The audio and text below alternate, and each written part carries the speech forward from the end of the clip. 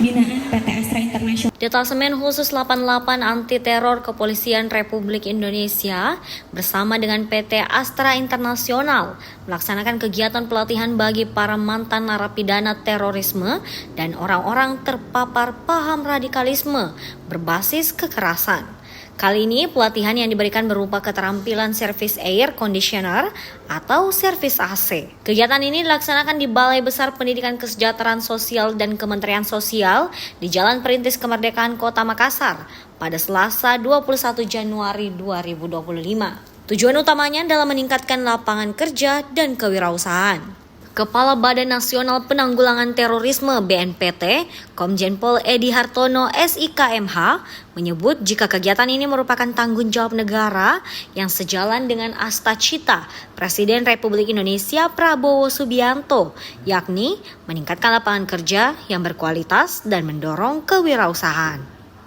Ini merupakan wujud kolaborasi negara hadir untuk memberikan kewirausahaan kepada mitra daerah, dan ini sejalan dengan asta-cita Bapak Presiden dan Wakil Presiden Republik Indonesia, yaitu meningkatkan lapangan kerja yang berkualitas dan mendorong kewirausahaan. Nah, oleh sebab itu hari ini, dan ini juga merupakan berkelanjutan ya.